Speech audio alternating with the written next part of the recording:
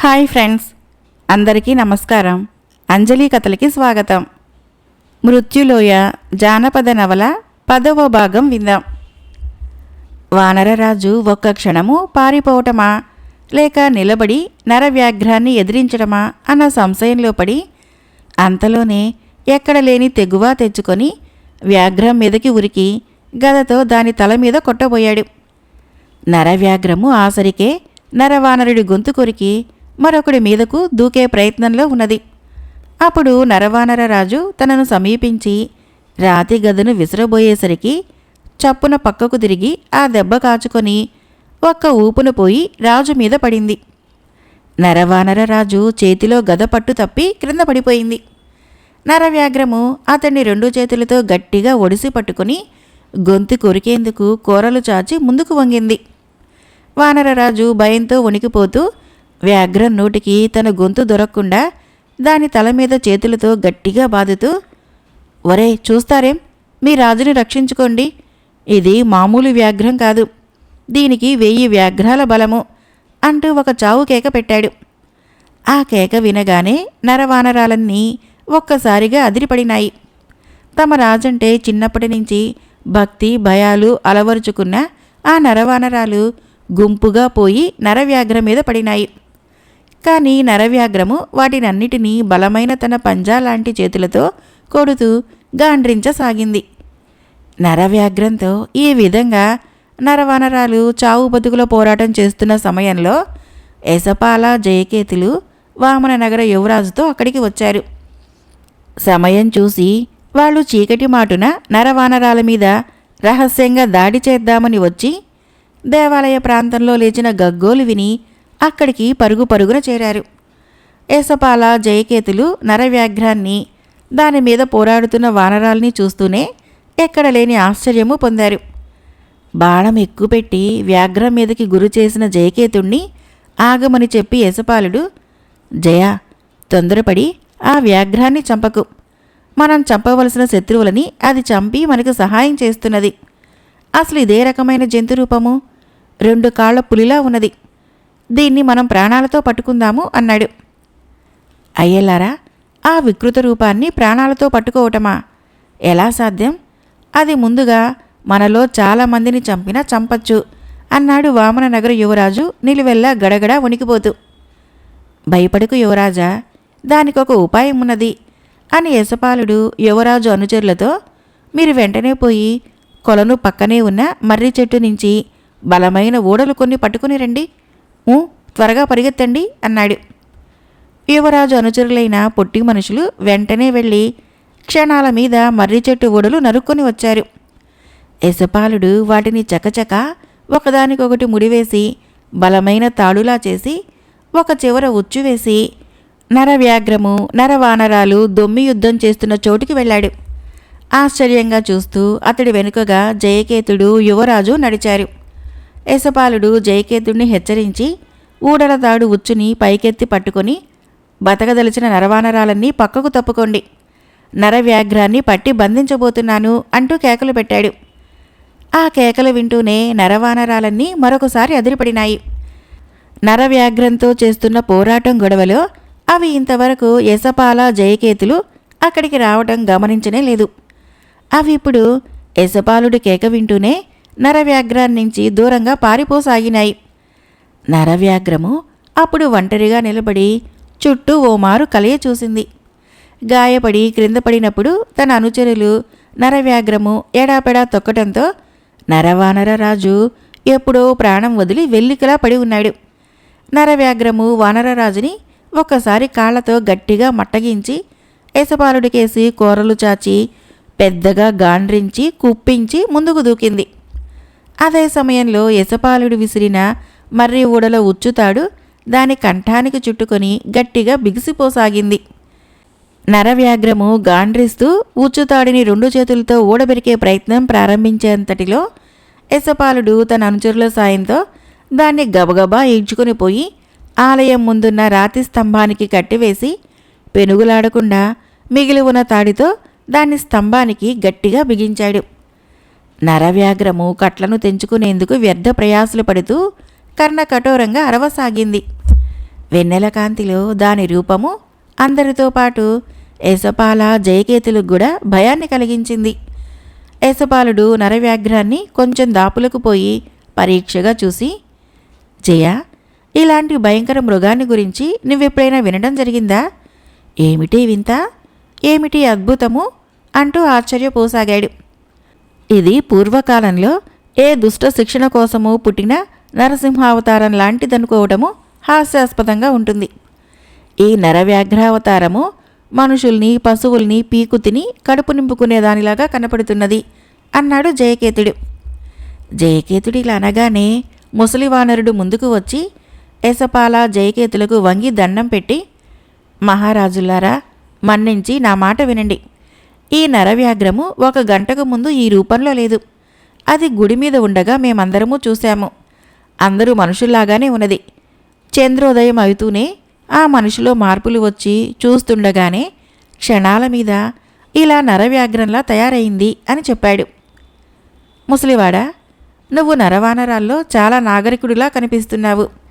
ఈ నరవ్యాఘ్రము మనిషిగా ఉండగా ఈ రూపం తెచ్చుకునేందుకు మంత్రాల్లాంటివేమైనా ఉచ్చరించిందా అని అడిగాడు యశపాలుడు. అలాంటిదేమీ జరగలేదు మహారాజా.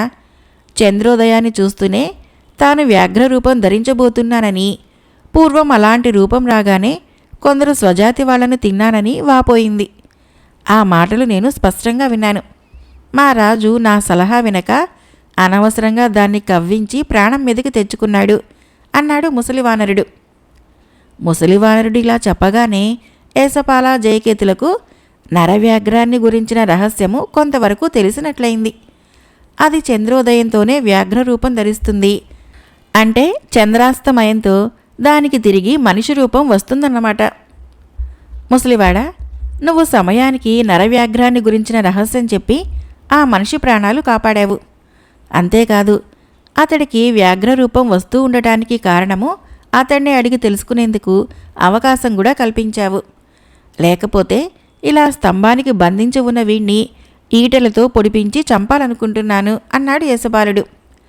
యశపాల జయకేతులతో ముసలివానరుడు మాట్లాడుతూ ఉండటము, స్తంభానికి బంధించబడిన నరవ్యాఘ్రము అడవి దద్దరిల్లేలా పెడుతున్న రంకెలు వింటూ మిగతా నరవానరాలు, వామననగర యువరాజు, అతడి అనుచరులు దూరంగా కదలక మెదలక నిలబడి ఉన్నారు.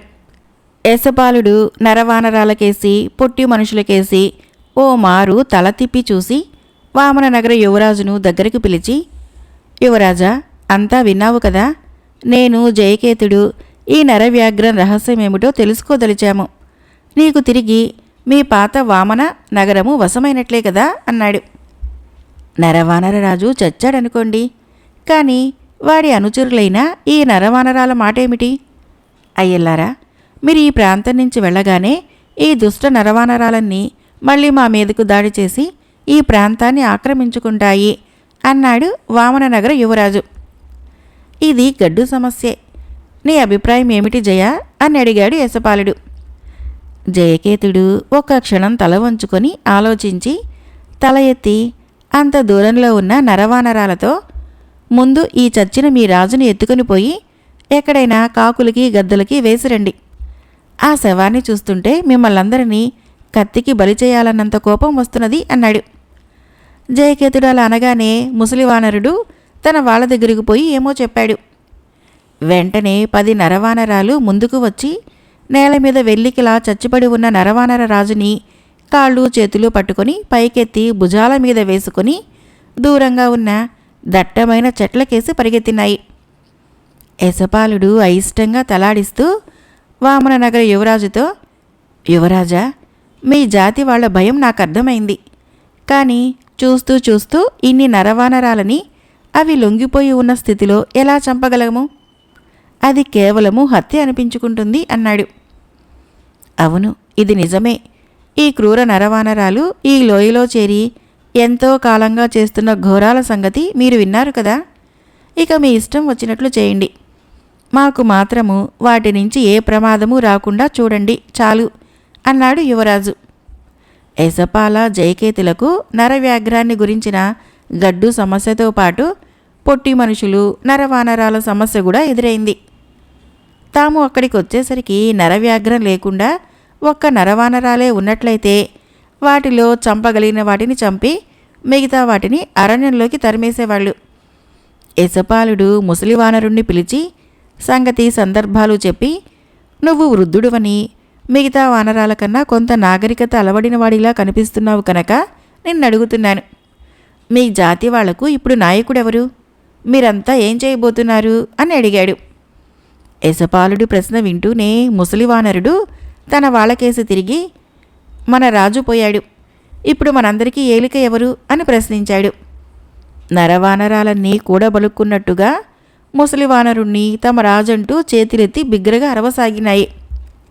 ముసలివానరుడు తృప్తిగా తన జాతి వాళ్ళకేసి పరీక్షగా ఓ మారు చూసి చేతులెత్తి అందర్నీ నిశ్శబ్దంగా ఉండమని సైగ చేసి యశపాలుడితో, మహారాజా, నేను నా జాతి వాళ్ళందరినీ ఈ క్షణాన్నే ఇక్కడి నుంచి దూరంగా కనపడే ఆ కొండలకేసి తీసుకుపోతున్నాను.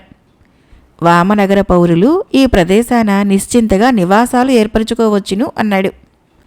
నువ్వు అన్నమాట నిలబెట్టుకుంటావనే నమ్మకంతోనే నిన్ను, నీ జాతి వాళ్ళని ప్రాణాలతో వదులుతున్నాను. ఇక బయలుదేరిపోండి అన్నాడు యశపాలుడు. ముసలి నరవానరుడు తన వాళ్ళందరికీ సంగతి చెప్పి క్షణాల మీద వాళ్ళని వెంటబెట్టుకుని పాత వామనగరం నుంచి వెళ్ళిపోయాడు. వామననగర యువరాజు తన విజయవార్త తండ్రికి తెలిపేందుకు తన అనుచరుల్లో ఇద్దరిని కొత్త వామన నగరానికి వెళ్ళవలసిందిగా ఆజ్ఞాపించాడు. ఇద్దరు పొట్టివాళ్లు లేడీ వాహనాలెక్కి హుటాహుటిన కొత్త వామన నగరం కేసి బయలుదేరిపోయారు. నరవానరాలు వెళ్ళిపోగానే యశపాలుడు తల మీద పెద్ద బరువు దిగిపోయినంత హాయిగా ఒక్కసారి గట్టిగా గాలి పీల్చుకొని, జయ, ఒక గడ్డు సమస్య పరిష్కారమైపోయింది, మరొక మొండి సమస్య ఎదురైంది అంటూ తలెత్తి పడమటి కొండల చాటుగా పోతున్న చంద్రుడికేసి చూసి, ముసలి నరవానరుడు చెప్పింది నిజమైతే కాసేపట్లో ఈ నరవ్యాఘ్రము తిరిగి మానవ రూపం ధరించాలి అన్నాడు. జయకేతుడు ఇంకా కట్లు తెంచుకునేందుకు గింజుకుంటూ కేకలు పెడుతున్న నరవ్యాఘ్రం కేసి కోపంగా చూస్తూ, ఏసా, నాకు తెలియకడుగుతాను, ఈ వికృత రూపము తిరిగి మానవాకారం పొందితేనేమి, పొందకపోతేనేమి? ఏం జరిగినా మనకు ఒరిగేదేమిటి? వాగ్దానం చేసినట్లు వామనగర యువరాజుకి అతని పాత నగరాన్ని తిరిగి జయించి పెట్టాము. ఇక మన దారిన మనము ఈ కొండల్లో ఎక్కడైనా మన దేశానికి పోయేందుకు మార్గం ఉన్నదేమో వెతికేందుకు బయలుదేరదాము అన్నాడు. ఆ మాటలకి యశపాలుడు నవ్వి, ఈ నరవ్యాఘ్రము అందుకు మనకు తోడ్పడుతుందేమో చూద్దాము అన్నాడు ఏదో ఆలోచిస్తూ. ఈ నరవ్యాఘ్రము మనకు ఈ మృత్యులోయ నుండి మన లోకం చేరేందుకు సాయపడటమా? నీకేమన్నా మతి చెలించలేదు కదా అన్నాడు జయకేతుడు ఎక్కడ లేని ఆశ్చర్యము కనబరుస్తూ. యశపాలుడు మళ్ళీ నవ్వి, ఇప్పటి వరకు మతేం చెలించలేదు, మరికొంతకాలం ఈ మృత్యులోయలో ఇలాగే దారి తెన్ను లేకుండా తిరగటం జరిగితే మనిద్దరికీ మతులు పోయే అవకాశం ఉంది. ఇక నీ ప్రశ్నకు జవాబు చెబుతాను. మనిషిని వ్యాఘ్రంగా మార్చగలిగిన శక్తి ఉన్నవాడు ఈ మృత్యులోయలో ఎవడో ఉన్నాడని మనకు తెలుస్తున్నది కదా. అలాంటి శక్తి ఏ గొప్ప మంత్రం వలనో లేక అమోఘమైన ఓషధీ శక్తి వలనో మాత్రమే సాధ్యమవుతుంది. అలాంటి శక్తుల్ని ఈ లోయలోని పరమ అనాగరిక మానవులు సంపాదించగలగటము అసంభవం. కనుక ఎవడో మనలాగే కర్మకాలి కాలు జారి లోయలో పడిన వాడొకడున్నాడు, వాడే. యశపాలుడి మాట ముగించే లోపలే నరవ్యాఘ్రము మనిషి మూలిగినట్లు పెద్దగా మూలిగింది. అందరూ ఆశ్చర్యంతో దాని కేసు చూసేంతటిలో దాని వ్యాఘ్ర రూపం పోయి పూర్తిగా మానవ స్వరూపం వచ్చేసింది. ఆకాశంలో చంద్రుడు లేడు.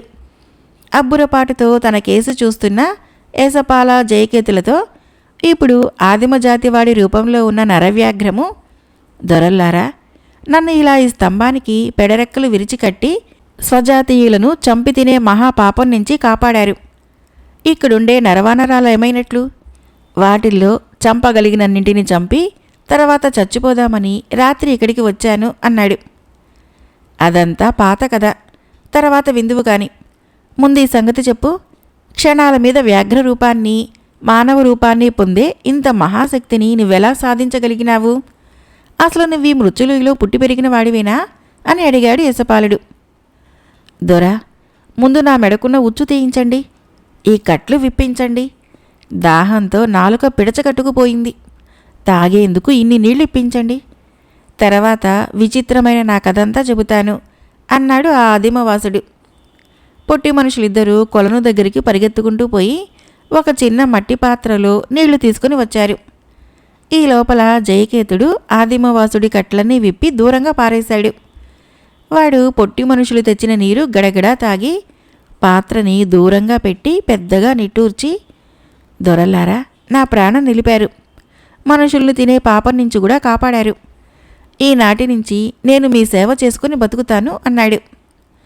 యశపాలుడు సూర్యోదయంతో తూర్పు తెల్లనవ్వటం చూసి నవ్వుతూ, తిరిగి రాత్రికి చంద్రోదయంతో నువ్వు నరవ్యాఘ్రంగా మారిపోతావు కదా, అప్పుడు నీ యజమానులైన మమ్మల్నే గొంతు కొరికి చంపి తింటావు. సందేహం లేదు. కనుక నీ సేవలు మాకేమీ అవసరం లేదు. ఈ శక్తి నీకెలా వచ్చింది? నీ పేరేమిటి అన్నాడు. దొరా, నా పేరు ఉడుంబు. ఈ వ్యాఘ్ర రూపం ధరించే శక్తి నాకై నేను సంపాదించలేదు. ఒక దుర్మార్గుడైన మంత్రవేత్త ఎవడో నాకీ రూపాన్ని అంటగట్టాడు. ఇది శక్తి కాదు, శాపము అన్నాడు ఉడుంబు. నిన్ను ఇలాంటి దుస్థితిలో ముంచిన మాంత్రికుడెక్కడున్నాడు? నువ్వు వాడికి శిష్యుడిగా చేరి ఇలాంటి చిక్కుల్లో తగులుకున్నావా అని అడిగాడు యశపాలుడు. లేదు దొరా, ఒకనాటి ఉదయము నేను మా గూడెం వాళ్లే అయిన 4 యువకులతో కలిసి అరణ్యానికి వేటకు వెళ్ళాను. ఎందుకనో వేట బాగా సాగలేదు. మేం వెళ్ళిన ప్రాంతానికి అంతకు ముందే ఏ పులుల గుంపో వచ్చి ఉండాలి. ఒక్క లేడి గాని కుందేలు గాని మా కంటపడలేదు. మధ్యాహ్నం వరకు అందరము అరణ్యమంతా గాలించాం. చివరికి ఆకలి ఆయాసాలతో ఇక ముందుకు పోలేక ఒక వాగు ఒడ్డున ఉన్న చెట్ల తాలూకు కాయలు కోసుకుని తిని అక్కడే అందరం పడుకొని క్షణాల మీద నిద్రలోకి జారుకున్నాము అన్నాడు ఉడుంబు. జయకేతుడు అతడి మాటలకు అడ్డొస్తూ, ఉడుంబు, మాకు ముందు ఆ మాంత్రికుడి సంగతులు చెప్పు అన్నాడు. అదే చెప్పొస్తున్నాను దొరా. అందరము అలా నిద్రలో ఉండగా నాకు సమీపాన ఎక్కడో చిన్నగా ఒక లేడీ అరిచిన శబ్దం వినిపించింది. వెంటనే నేను లేచి కూర్చున్నాను. నా తోటి వాళ్ళు గాఢ నిద్రలో ఉన్నారు. లేడీ కోసము చుట్టూ కలయ చూడగా అది అక్కడికి 100 గజాల దూరంలో ఉన్న ముళ్ల పొదల వెనక మేస్తూ కనిపించింది. మిగతా వాళ్లను నిద్రలేపితే వాళ్లకు వేటలో భాగం పెట్టవలసి వస్తుంది కదా అన్నాడు ఉడుంబు. నీ దురాశే నిన్నీ భయంకర స్థితిలోకి తోసిందన్నమాట అని యశపాలుడు పక్కనే ఉన్న వామన నగర యువరాజుతో, మీ అనుచరులందరూ వింటున్నారు కదా, ఇది మీ వాళ్లకు మంచి గుణపాఠం కావాలి అన్నాడు. ఉడుంబు పొట్టి మనుషులకేసి కళ్ళు చికిలించి చూసి, దొరా, ఇంత బుల్లి మనుషులు ఈ లోయలో ఉన్నారని విన్నానే తప్ప ఎన్నడూ చూడలేదు. సరే, నా సంగతి వినండి. లేడిని చూస్తూనే లేచి నిశ్శబ్దంగా నక్కుతూ పోయి దాని మీదకు ఈటెను బలంగా విసిరాను. అది గురి తప్పి దాని గుండెల్లో గుచ్చుకోవటానికి బదులు డొక్కలో దిగబడింది. లేడీ చెంగున 4 కాళ్లపై లేచి పరిగెత్తడం ప్రారంభించింది. నేను కూడా దాని వెంటబడి పరిగెత్తసాగాను. హఠాత్తుగా ఒకచోట అది నేలబారుగా ఉన్న కొమ్మలకేసి పైకి పోసాగింది. కొమ్మ మీద కూర్చున్న ముసలోడొకడు లేడిని తాడుతో పట్టి పైకి లాగుతున్నాడు అని చెప్పాడు. మాంత్రికుడు అంత ముసలిపీనుగా? ఆశ్చర్యంగా ఉందే అన్నాడు జయపాలుడు. దొరా, వాడు మాంత్రికుడు కాదు, వాడి నౌకరు. నేను చెట్టు క్రిందికి పోయి పైకి చూస్తూ, ఒరే ముసలాడా, నేను కొట్టిన లేడిని ఉట్టుడియంగా నువ్వు కాజేయాలని చూస్తున్నావా? దాని డొక్కలో గుచ్చుకుని ఉన్నదే అది నేను విసిరిన ఈటే అన్నాను కోపంగా. దానికి ముసలాడు నవ్వి, ఒరే కుర్రకుంక, నీ లేడిని నీకోసమే పట్టుకున్నాను. ఇక్కడికి దగ్గరలోనే ఉంది మా ఇల్లు, అక్కడికి రా, నీకు పంచభక్ష పరమాణాలతో విందు చేస్తాను అన్నాడు. నేను మంచి ఆకలి మీద ఉన్నానేమో. వాడన్న ఆ చివరి మాటల్లోని అంతరార్థాన్ని కూడా గ్రహించకుండా లేడిని ఈటతో గుండెల్లో ఒక పోటు పొడిచి చంపి దాన్ని భుజాన వేసుకొని ముసలాడి వెంట వాడి ఇంటికి వెళ్ళాను. అది చిన్న ఇల్లేం కాదు, లంకంత కొంప. బాగా శిథిలావస్థలో ఉన్నట్లు కనపడింది. నన్ను ముసలాడు ఒక పెద్ద ద్వారం తెరిచి సోపానాలుగా ఉన్న పెద్ద మెట్ల మీదుగా ఒక విశాలమైన ఆవరణలోకి తీసుకొని పోయి, నువ్విక్కడే ఉండు, భోజనం సిద్ధంగా ఉంది, తీసుకొని వస్తాను. ఈ లోపల కాలక్షేపమైతుంది. పోయి ఆ బావిలో ఉన్న వింత మృగాన్ని చూడు అన్నాడు. ఆ బావిలో మరొక నరవ్యాఘ్రం ఉందా ఏమిటి అన్నాడు యశపాలుడు. అది నరవ్యాఘ్రం కాదు దొరా, 100 అడుగుల వైశాల్యం ఉన్న బావిలాంటి గుంటలో ఒక భయంకర మృగం ఉన్నది. చూడటానికి మొసలిలాగానే ఉంది, కానీ దాని పొట్ట క్రింద మరొక జత కాళ్ళున్నాయి. అంటే 6 కాళ్ళున్న మృగం అన్నమాట. నేను బావి దగ్గరికి పోయి తొంగి చూసి ఆ భయంకర మృగం కంటపడగానే ఇదేదో రాక్షసుల నివాసము అని భయపడి పారిపోయేందుకు సోపానంలో ఉన్న మెట్లెక్కి ద్వారం దగ్గరికి వెళ్ళాను. నేను తలుపు గడియ తీయబోయేంతటిలో బయట వైపు నుంచి ఎవరో తలుపు మీద దబదబా బాదారు. ఆ శబ్దం వింటూనే ముసలాడు వచ్చే వచ్చే అంటూ అక్కడికి పరిగెత్తుకుంటూ వచ్చాడు అన్నాడు ఉడుంబు. ఇంకేం, నువ్వు ప్రాణ సంకటంలో పడ్డావు అవునా అని అడిగాడు జయకేతుడు. ఉడుంబు కన్నీళ్లు తుడుచుకుంటూ, ఇది వట్టి ప్రాణం తీసేలాంటి భయంకర సంఘటన అయితే అంతగా విచారించవలసింది లేదు దొరా. చావు ఏనాటికైనా తప్పదు. కానీ నేను అటు చావు ఇటు బతుకు కాని ఒక తీరని చిక్కులో చిక్కుకున్నాను. తలుపు అవతల ఉన్నవాడెవడో మరొకసారి దాని మీద గట్టిగా కొట్టాడు. ముసలాడు పరిగెత్తుకుంటూ వచ్చి భుజం పట్టుకొని నన్ను పక్కకు లాగుతూ, ఇక్కడి నుంచి పారిపోవాలని చూస్తున్నావా?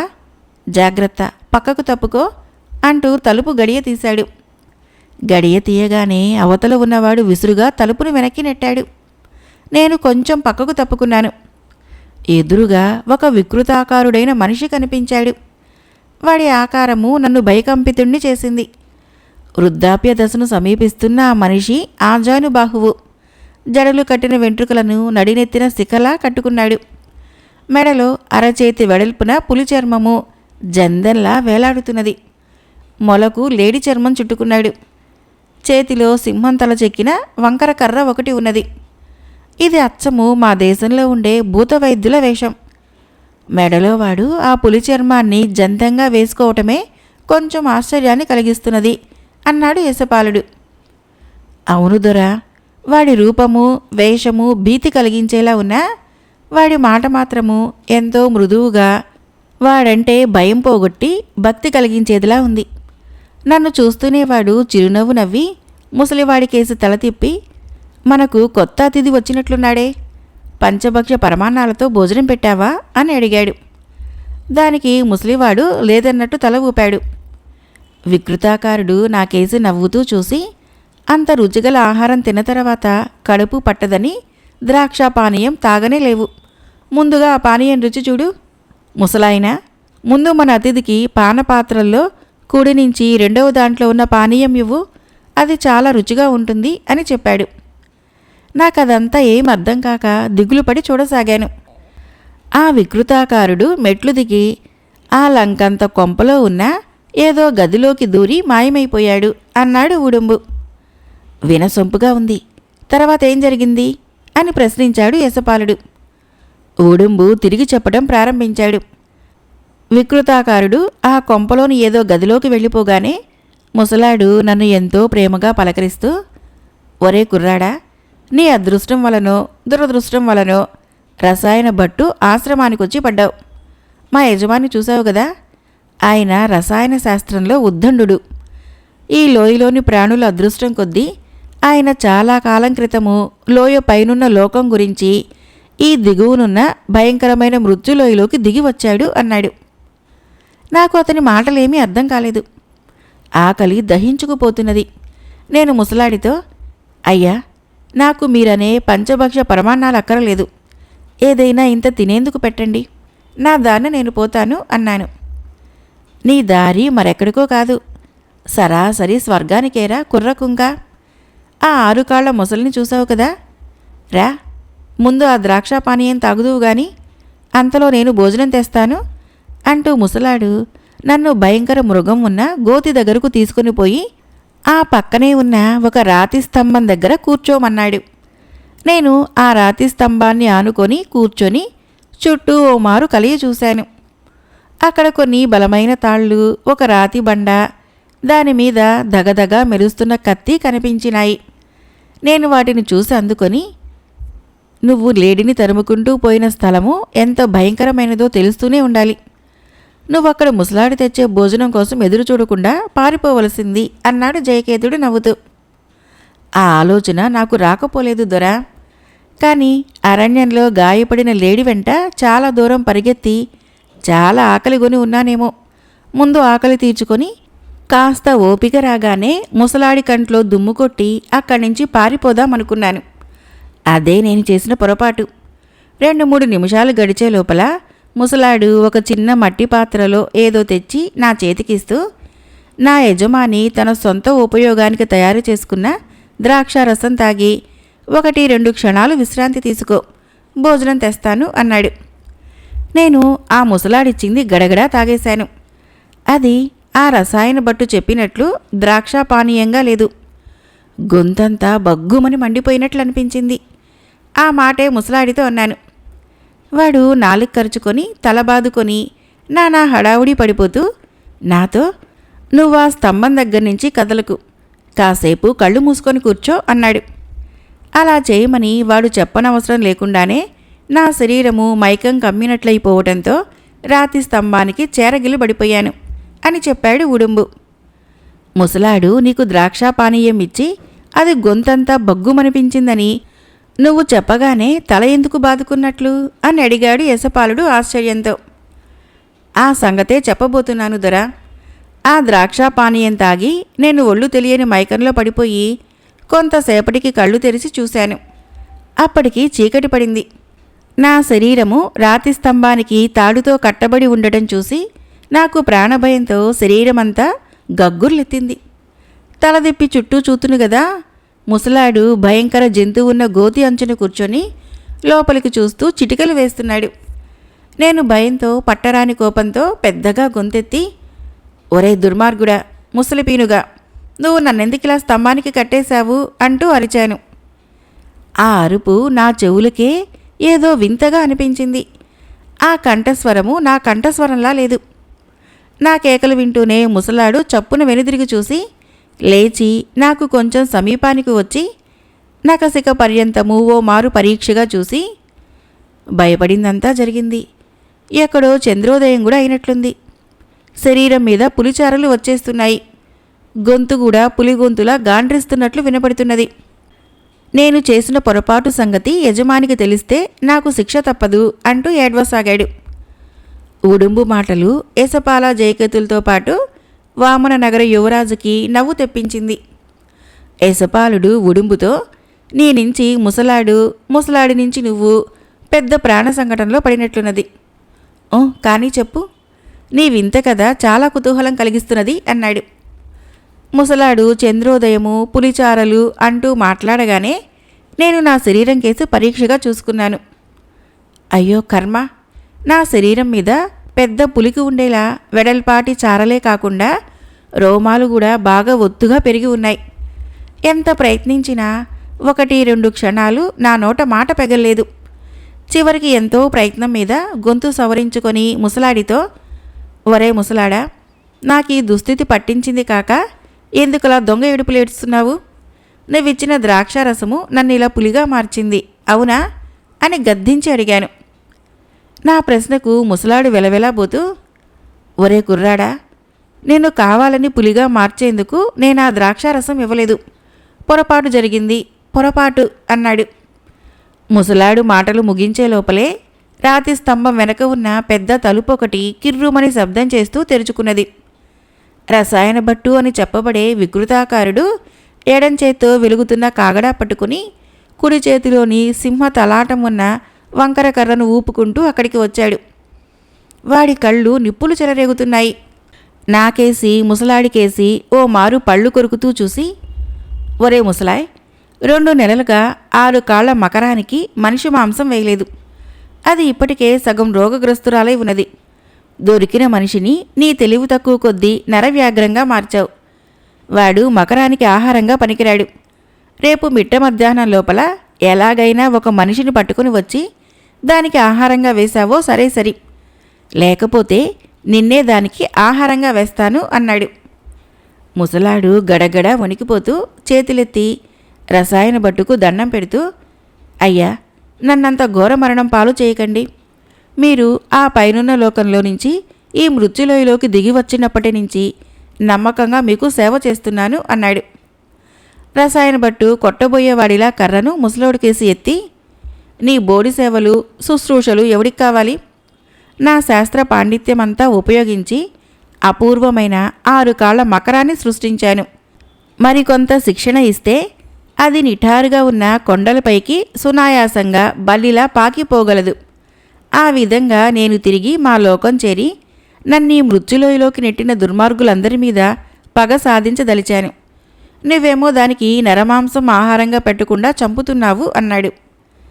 నిటారుగా ఉన్న కొండల్ని బల్లిలాగా ఎక్కిపోగలిగిన జంతువొకటి ఉన్నదని వింటూనే యశపాల, జయకేతులు, ఉడుంబు, నువ్వక్కడించి పారిపోయి వచ్చే సమయానికి ఇంకా 6 కాళ్ల ముసలి బతికే ఉన్నదా అని అడిగాడు. బతికే ఉన్నది దొరా, కానీ నేను పారిపోయి వచ్చిన ఈ వారం రోజుల్లో మనిషి మాంసము దొరికిందో లేదో. నెలకు ఒక్కసారైనా మనిషి మాంసం దానికి పెట్టందే అది బతకదని ఆ రసాయన భట్టు అన్నాడు అని చెప్పాడు ఉడుంబు. సరే, నువ్వా దుర్మార్గుడి నుంచి ప్రాణాలతో ఎలా బయటపడగలిగావో చెప్పు. వాణ్ణి చంపేందుకు నీ అనుభవం మాకు కొంత ఉపకరించవచ్చు అన్నాడు యశపాలుడు. శ్రీ దాసరి సుబ్రహ్మణ్యం గారు రచించిన మృత్యులోయ జానపద నవల 10వ భాగం సమాప్తం. ఫ్రెండ్స్, ఈ కథ నచ్చినట్లయితే మన ఛానల్ని తప్పకుండా సబ్స్క్రైబ్ చేయండి, లైక్ చేయండి, షేర్ చేయండి, కామెంట్ చేయండి. Thank you.